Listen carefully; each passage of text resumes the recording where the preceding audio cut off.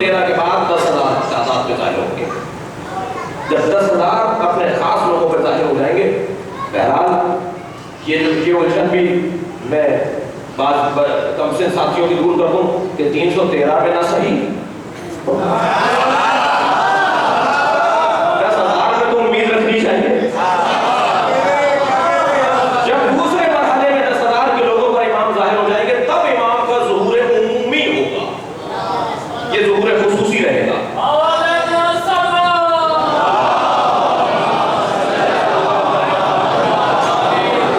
لہذا امام کا انتظار ہم کر رہے ہیں اور اللہ ہمارا انتظار کر رہا ہے. عزیزان اکرام، یہاں قدرت، علم، حیات اور غیب صرف اللہ کے لیے، باقی کوئی غیب نہیں ہے. اس دیوار کے پیچھے اگر کچھ ہے اور مجھے نہیں معلوم تو یہ میرا نقص ہے، وہ غیب نہیں ہے. یہ میری کمزوری ہے کہ مجھے دکھائی نہیں دے رہا کہ اس کے پیچھے کیا ہے. میں نے اپنی کمزوری کو نظام کی کمزوری بنا دیا. وہ نظام کی کمزوری نہیں ہے، وہ میرا نقص ہے، میرا ہے. میں کسی کے دل میں گزرنے والی کیفیت کو نہیں جانتا تو یہ میرا نقص ہے. ورنہ اگر دین اور بصارت ہو اور بصیرت ہو تو مجھے معلوم ہو جائے کہ کیا دل میں گزر رہا ہے اور کیا ذہن میں گزر رہا ہے. یہ غیب نہیں ہے. یہ جو توحید ناشناس توحید پرست ہیں، انہیں الجھن کہاں سے ہے وہ میں ایک جملہ کہتا ہوں آگے بڑھوں. عزیزان گرامی دیکھیے یہاں توحید کی 3 قسمیں، توحید عقیدہ توحید کو 3 حصوں میں تقسیم کیا ہے اور چوتھا جو اس کی قسم ہے، چوتھی جو اس کی قسم ہے وہ نتیجہ ہے. ایک اعتبار سے کہہ دیجئے کہ 4 قسموں میں عقیدہ توحید کی تقسیم ہے. عقیدے کی تقسیم ہے، اللہ کی نہیں. عقیدے کی بحث کی تقسیم ہے. سب سے پہلی تقسیم ہے توحید ذاتی. دہرانا تھوڑا سا سبق. توحید ذاتی، توحید صفاتی، توحید افعالی اور اس کے بعد نتیجہ نکلے گا توحید عبادی. سب سے پہلے ذات میں اسے توحید اور اسے وحدہ لا شریک ماننا. اور ذات میں وحدہ لا شریک وہ ہے کہ جسے کسی نے بنایا نہ ہو. مجھے شعراء کرام، ادباء کرام مجھے معاف کریں گے، ہم جب کلام کہتے ہیں یعنی شعراء کرام کلام کہتے ہیں، ادیب حضرات اپنا کوئی نظم یا نثر پیش کرتے ہیں تو کہتے ہیں ہم خالق کلام ہیں، ہم خالق نثر ہیں. بھائی آپ کے نہ تو الفاظ اپنے تھے، نہ اوزان آپ نے بنائے. آپ نے تو وہاں سے 2 جملے، وہاں سے 4 جملے، بندش آپ کی ہے، فکر کی ترتیب آپ کی ہے اور آپ نے کہا یہ ہمارا کلام ہے، ہم خالق ہیں اس کے. خالق تو اسے کہتے ہیں جو لا شے سے شے بنائے.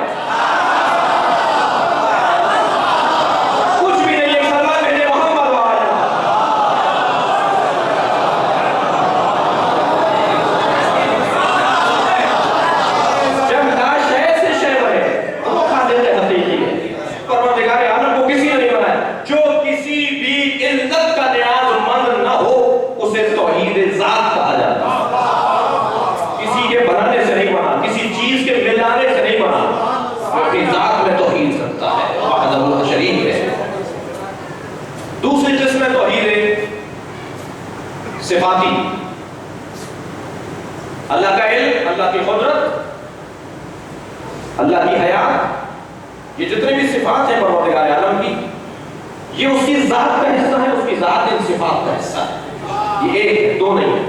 اس کی ذات عین علم، اس کی ذات عین قدرت، اس کی ذات عین حیات. یعنی جیسے اس کی ذات لامحدود ایسے اس کا علم لامحدود، ایسے اس کی قدرت لامحدود، ایسے اس کے حیات لامحدود. وہ نہ کسی کی شبیہ ہے یا کوئی اس کی شبیہ ہے اور نہ ہی کوئی اس کی کا شریک ہے. وہ اپنی ذات کے اندر اپنی صفات کے ساتھ ہے. ایک جملہ اور آپ کی حسین سماعتوں کے حوالے دو. اس کا مثل تو ہے، اس کا مثل نہیں ہے. بڑا فرق ہے مثل اور مثل میں.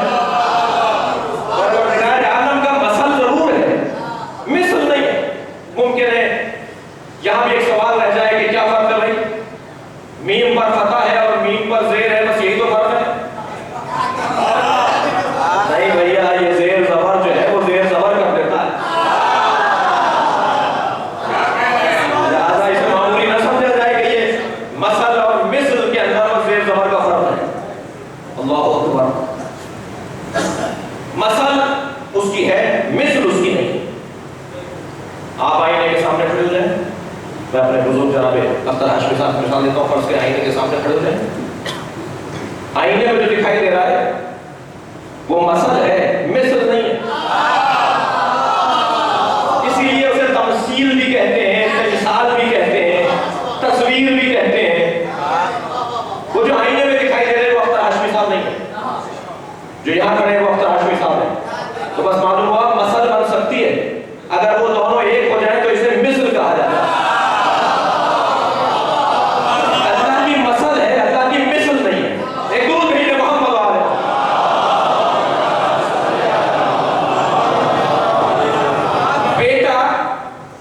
بیٹا باپ کی مثل ہو سکتا ہے، مثل نہیں ہے۔ پروردگار عالم کے ہم مثل نہیں ہے، لہذا حضرت عیسیٰ بیٹے نہیں ہیں۔ اہل بیت مثل ہے، اہل بیت چار معصومین اللہ کی مثل ہے، اہل بیت کی مثل نہیں۔ تو یہاں پر توحید صفات، پھر آ جائے گی توحید افعال۔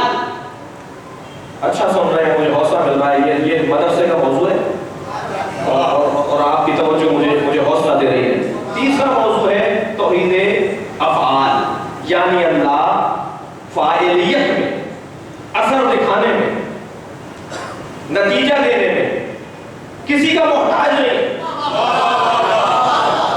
وہ چاہتا ہے تو فعل انجام پاتا ہے، وہ نہیں چاہتا تو فعل انجام نہیں پاتا۔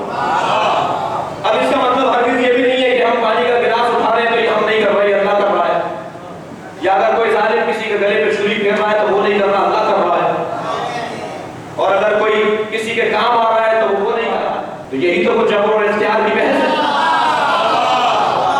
یہی سے تو وہ بگاڑ ہے کہ جتنے بھی ظالم رہے تاریخ میں، انہوں نے اپنی کام کو اللہ کا کام بنانے کے لیے درباروں میں مولویوں کو بٹھایا۔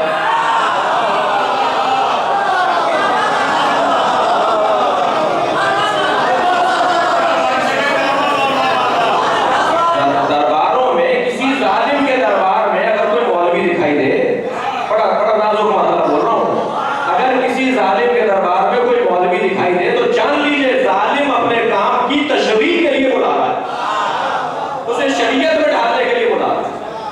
لہذا یہاں فاعلیت نہیں، یہ ظالم نے انجام دیا ہے اور وہ ایک مختار نے انجام دیا ہے۔ تو ہم یہ کہہ کر کہ اللہ فعل جو انجام پاتا ہے وہ اللہ کرتا ہے اور کوئی نہیں کرتا، اس کا مطلب یہ نہیں ہے کہ ہم غیر خدا کی فاعلیت کا انکار کر رہے ہیں، ایسا نہیں ہے۔ نہیں عزیزان گرامی، دیکھیے پانی پیاس بجھاتا ہے، آگ حرارت پہنچاتی ہے، جی، لیکن اگر اللہ نہ چاہے تو حضرت ابراہیم کو آگ میں پھینکا جائے گا، اگر آگ اثر نہیں کرے گی، اللہ نہیں چاہتا۔ یہ ساری چیز، دوا شفا دیتی ہے مگر اللہ چاہے گا تو شفا ہوگی۔ طبیب اگر فاعل ہے تو وہ اللہ کی مرضی سے فاعل ہے، اور جو ظلم میں فاعل ہے وہ بھی پروردگار عالم جانتا ہے کہ کیونکہ اسے سزا دینی ہے لہذا اس کا جرم بڑھا دیا جائے۔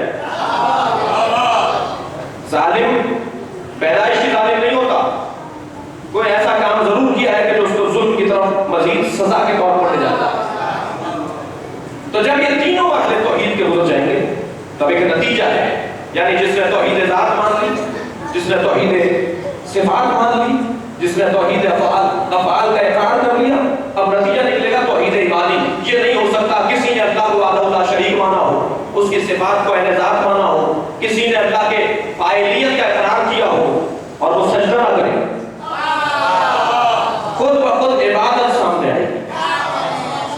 اصل بگاڑ جہاں سے ہے وہ یہ چوتھا مرحلہ ہے، انہوں نے ہر تعظیم کو عبادت سمجھ لیا۔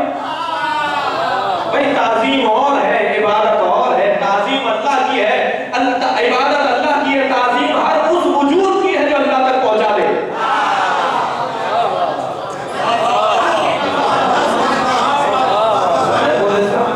غیب صرف اللہ کے لیے، اور اللہ انتظار کر رہا ہے ہمارے ساتھ، انی معکم من المنتظرین۔ انتظار فعل اختیاری ہے، یا فعل اجباری؟ میں پچھلے سال یہ کہہ چکا ہوں کہ یہ لب و لہجہ ہر مجلس میں میرا نہیں ہوتا، مجھے مزہ آتا ہے کیونکہ سننے والے ہیں، تو آپ خاموش نہیں رہیں۔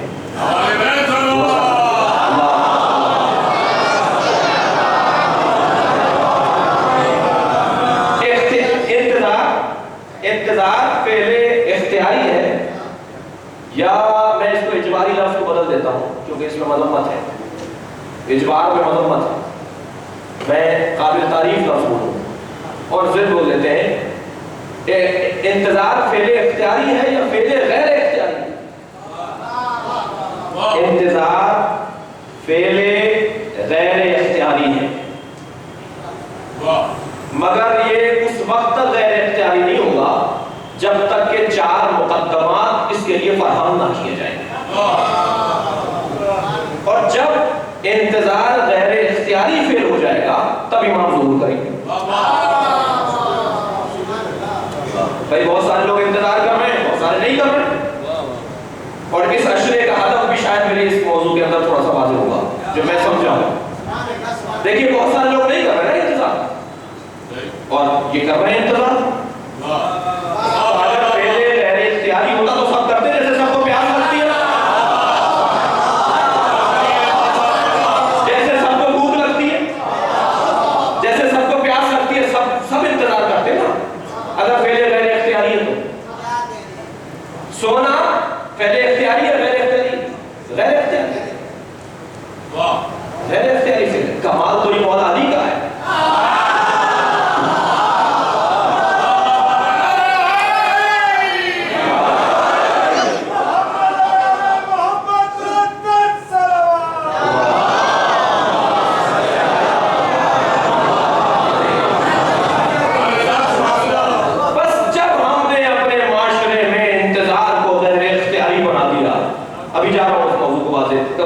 اپنے محترم سننے والوں کے لیے، جب ہم نے معاشرے میں انتظار کو غیر اختیاری بنا دیا، امام ظہور فرما جائیں گے۔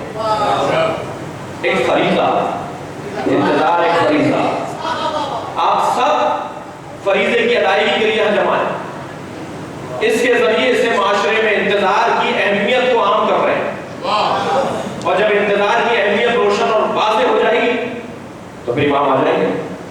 ابھی تو اختیار ہے، کوئی کر رہا ہے انتظار، کوئی نہیں کر رہا۔ البتہ بہت سارے لوگ ہیں جو مانتے نہیں ہیں ہماری طرح انتظار کو، مگر طبیعت میں انتظار وہاں بھی ہے۔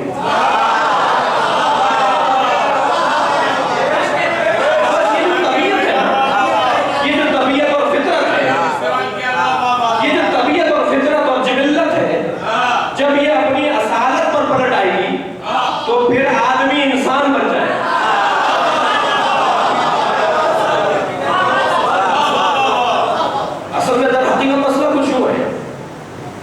یہ فعل غیر اختیاری ہونا ہے، اسے کرنا ہے۔ ہمارا مقصد، اس اشرے کا مقصد انتظار کو فعل غیر اختیاری بنانا ہے، اور فعل غیر اختیاری یعنی فطرت بنانا ہے، یعنی جبلت بنانا ہے، طبیعت بنانا ہے۔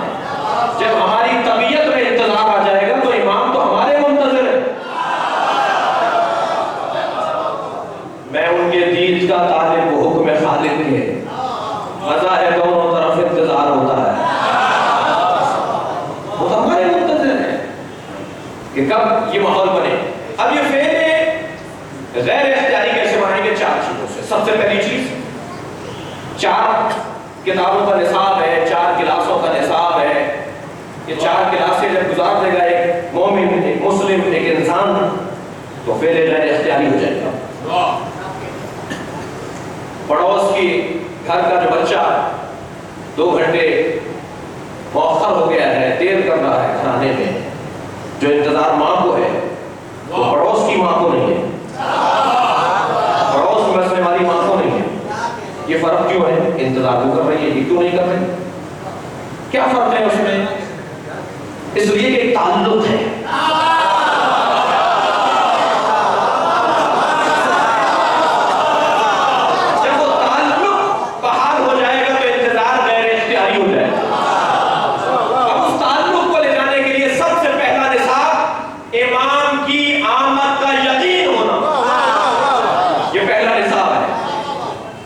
مستقبل گفتگو چاہیے. امام کی آمد کا یقین ہونا یہ پہلا نصاب ہے.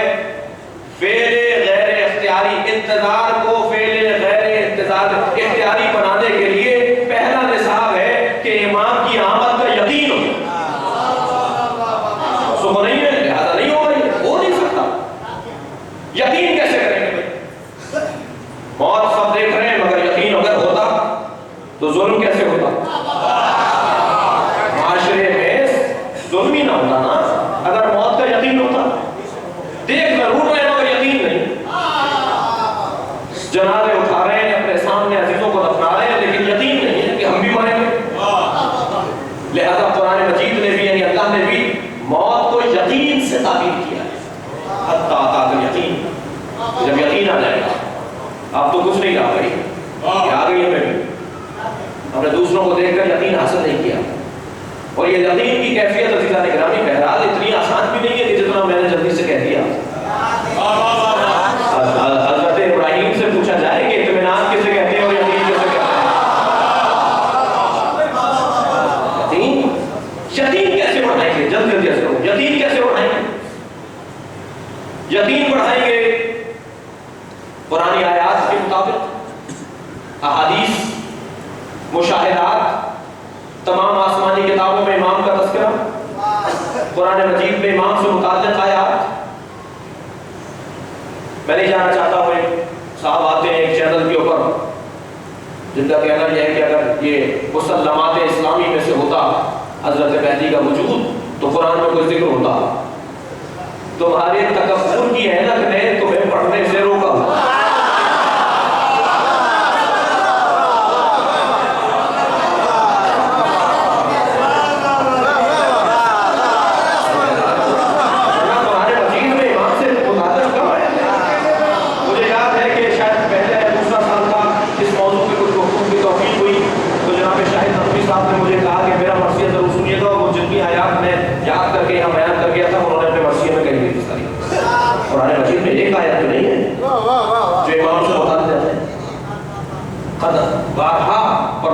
ہر وہ آیت جو امید دلاتی ہے وہ امام سے متعلق ہے. ہر وہ آیت جو مستقبل کی تابناکی بتاتی ہے وہ امام سے متعلق ہے. ہر وہ آیت جو مسلمانوں کا مستقبل اچھا دکھاتی ہے وہ امام سے متعلق ہے. ہر وہ آیت جو مستضعفوں اور غریبوں اور ناداروں کے مستقبل کو بہتر بتاتی ہے وہ امام سے متعلق ہے. اور بہت ساری اور آیات ہیں اور بہت سی بعض آیات میں تو صلاح پائی جاتی ہے. جی بقیت اللہ خیر لکم مومن. میرا موضوع نہیں آیات ہے قرآن کے اوپر، لیکن یقین کیسے بڑھے گا؟ یقین بڑھے گا آیات سے، احادیث سے، مشاہدات سے.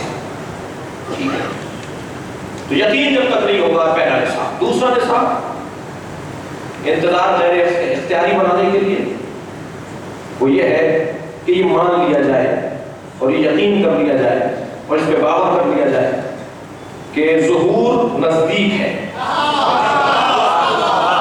اس عقیدے کو جتنا ہم پختہ کرنے میں کامیاب ہو گئے انتظار غیر اختیاری ہو جائے. اگر کہا جائے کہ صاحب ہوتا ہے آپ کے ساتھ ہوا ہے، بہت سے دوستوں کے ساتھ ہوا ہوگا، آ کر فوراً کہا بھائی کل ہم روانہ ہو گئے، ہمارے ساتھ کربلا زیارت پہ چلو. ارے بھائی ویزا نہیں لگا کیسے ہوگا؟ یہ ہمارا کام ہے. اور ویزا لگا کے دے دیا کہ ہمیں تمہارا ویزا بھی لگوا دیا، کل چلو. اب ایک دن ریڈی ہے نا جانے میں. جتنا وقت تنگ ہوتا ہے اتنا اہتمام زیادہ ہوگا. جتنا وقت تنگ ہوگا اتنا انسان کا اہتمام زیادہ ہوگا. اب یہ نیند بھی نہیں آئے گی اسے، اب اسے نیند نہیں آئے گی، یہ رات کو سوئے گا نہیں اس لیے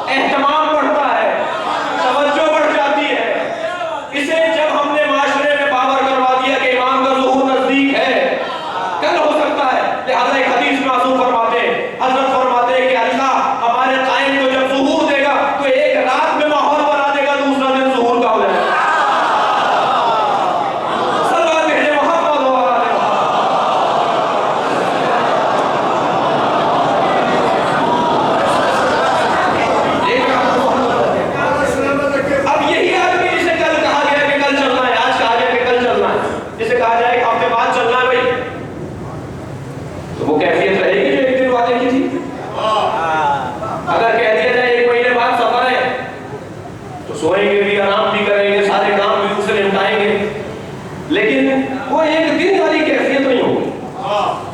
بس عزیزان اکرامی، یہ جو فلسفہ ہے نا جو نے فرمایا کہ ان کا ظہور ایک دن بعد ہو سکتا ہے، یہ اس وجہ سے ہے تاکہ ہم بیدار رہیں، وہ فعل غیر اختیاری بھی ہمارے اختیار میں آ جائے، ہم سونے نہ پائیں، نیند ہمارے قریب نہ آنے پائے، کروٹیں لیتے رہیں، اسی کو تو انتظار کہا جاتا ہے، پہلو بدلتے رہیں، اسی کو انتظار کہا جاتا ہے۔ لہذا دوسرا نصاب ہے کہ حضرت کے ظہور کو نزدیک تر باور کیا جائے۔ اب یہ فعل غیر اختیاری بنے گا، انتظار۔ اور تیسری چیز ہے، اور وہ یہ کہ حضرت کی آمد کو پسند کیا جائے۔ تھوڑا سا گردن ہلا دیں، بڑی امام کی آمد کو پسند کیا جائے۔ یہ موضوع محسوس کریں گے، ذرا تھوڑا ٹٹولیں گے جہاں جہاں تک آواز جا رہی ہے، دور والوں کو کہہ دوں، نزدیک والوں کو نہ، امام کی آمد پسند بھی ہے یا نہیں؟ بھئی اللہ چل تو بول رہے ہیں، ظہور کی باتیں تو ہو رہی ہیں، مگر ایک دل میں گھبراہٹ سی